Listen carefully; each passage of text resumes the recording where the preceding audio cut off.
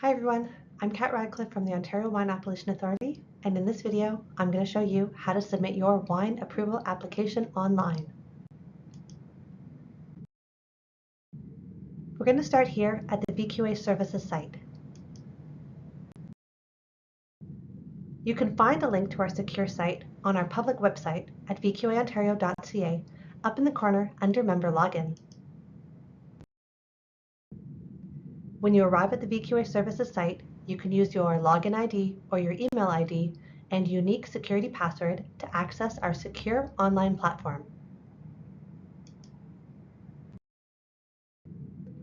Once you're logged in, you'll find wine approvals at the top on the left-hand side of the screen. We'll cover some of the other areas on the site in future videos, but for now, just click on Wine Approvals.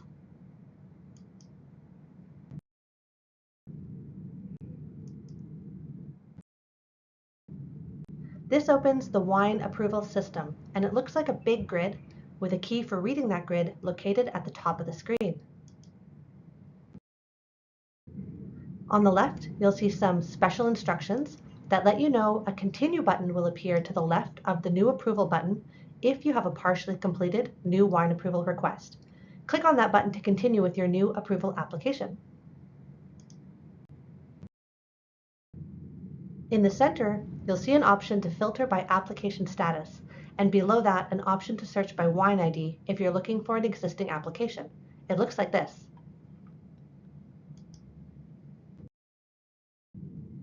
And to the right of that, you'll find the legend for the approval activities, and this is the key to understanding the grid. It looks like this.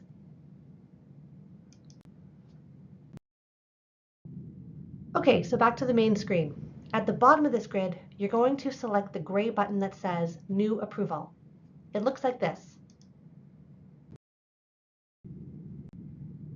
We're going to choose New Approval and begin building our new application. This is going to open the Wine Application Wizard that will walk you through the steps required to complete a new wine approval application.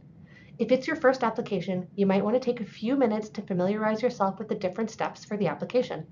The submission steps are listed on the left-hand side and begin with the overview, which is the page we're on, and they progress all the way through identification, packaging, characteristics, components, labeling, lab testing, EU export, and finally the summary. On the far right-hand side, we have some step notes where we advise that before starting the wine application process, you should review all the steps and collect all the info you're going to need to make the application process easy and straightforward. Now let's get into it. Step 1A is identification, and this is where you're going to enter a wine reference for the application. This is actually optional, and if you don't enter a wine reference, a default will be assigned as year and variety.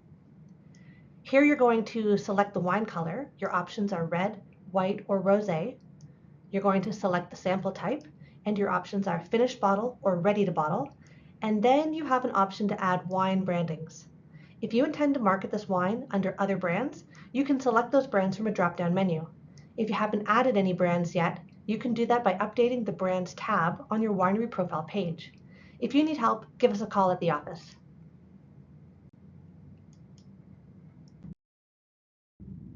For my wine, I've added the wine reference 2024 white, indicated that the wine color is white, and indicated that the sample type is ready to bottle. I didn't add any additional brands. Next, on step 1B, we're going to provide some info around the packaging. Choose the primary container for your finished product from the drop-down menu. The default is glass bottle, 750 milliliters. In the table below, you can select any other packaging formats that might apply. I chose glass bottle, 750 milliliters as my primary container, and I also selected glass bottle 375 milliliters as my additional packaging, because who doesn't love a nice little half bottle? So cute.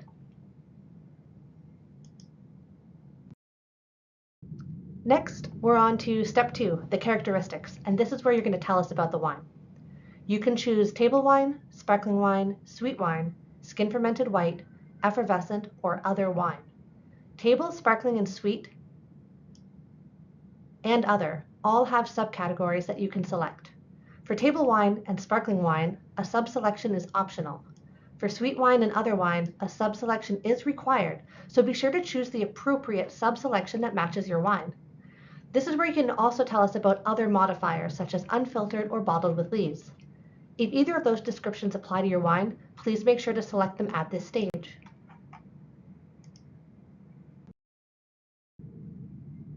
For my wine, I just chose table wine.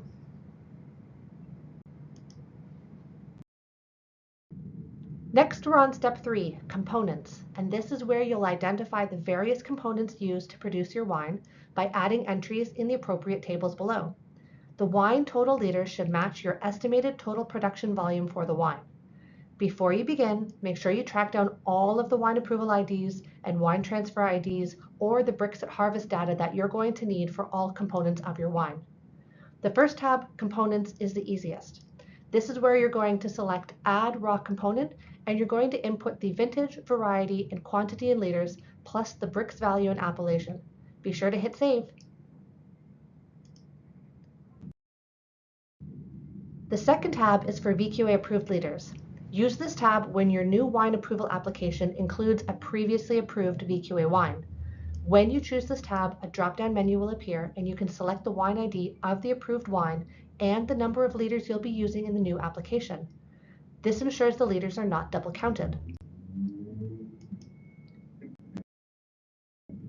In the third tab, this is for transferred wine, when wine is transferred to you from another winery.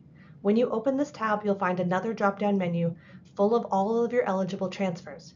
Choose the wine transfer using the correct wine transfer ID and indicate how many liters will be used in the new wine. My wine was easy. The only component is a raw component, 500 liters of Chardonnay from the 2024 vintage with a bricks value of 20.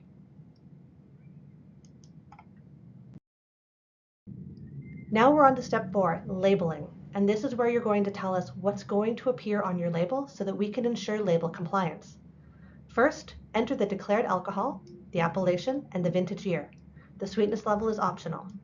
Then tell us, using the drop-down menu, where the logo will appear on your packaging. Additional designations like vineyard designation or estate bottled can also be noted here and should be for a streamlined label review process. Next, let us know if the wine is sustainable certified by clicking off that box if it is. Tell us about the varietal designation.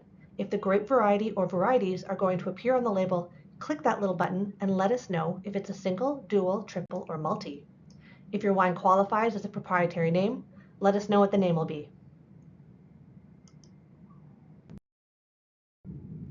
I indicated that the declared alcohol on my label will be 13%. The wine is from the Beamsville Bench sub-appellation. The vintage year is 2024. The logo will appear on the back label, and the label will include a vineyard designation for Caterina's Vineyard. That has a nice ring to it.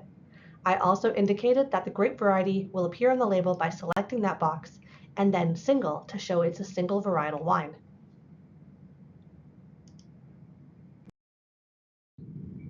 Next, we're on to step 5, where you have to make some tough decisions around lab testing. We have two options, basic analysis for VQA compliance only, or full LCBO lab analysis, but make sure you choose carefully. Your choice will impact the channels where your wine can be sold without further testing. Choose basic testing only if all of these conditions apply. 1, the wine will be sold exclusively through wine retail store or outside of Ontario. 2, the wine will not be sold to licensees. 3, the wine will be sold to the LCBO and a full LCBO analysis will be done at a later date before release in any of the other channels except for winery retail store. 4, EU export certificate is not required. 5, winery does not require LCBO full analysis for any other purpose, internal or external. And 6, the winery is prepared to obtain a full LCBO analysis at a later date if needed at the full price. It's very important to choose carefully because once the choice is made and the application is submitted, the choice cannot be reversed. And we cannot provide refunds for any times when the wrong lab has been selected.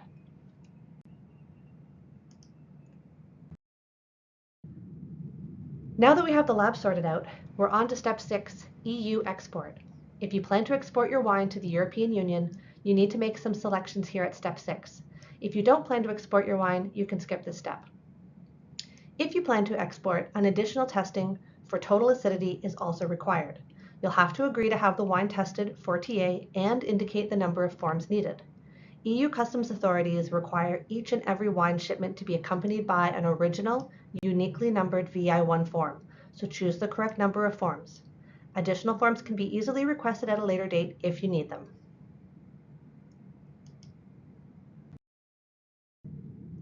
Finally, we made it to step 7, the summary, but we aren't done yet.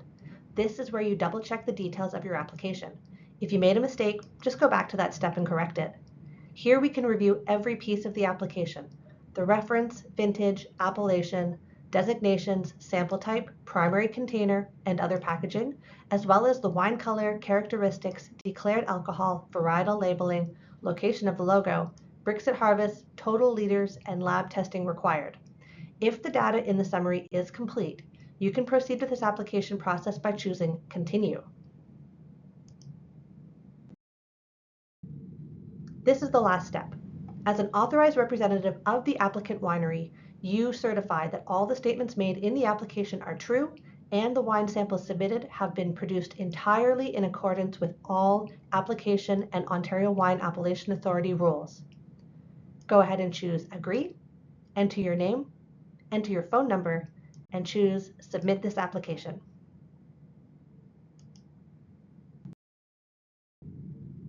When your submission is complete, you'll see a page that looks like this and includes an 8-digit wine ID number beginning with the current year. Follow the instructions on this page to properly identify your samples and send 2 bottles for testing to the Ontario Wine Appellation Authority office at the address indicated. Print this form and include it in your shipment. Follow the instructions for uploading your label files. If you want to know the status of your application, you can go back to the Wine Approval System home screen and you'll find any applications in the grid. You can keep tabs on your application by checking in. As the process unfolds, a green checkmark will appear to show which activities have been completed.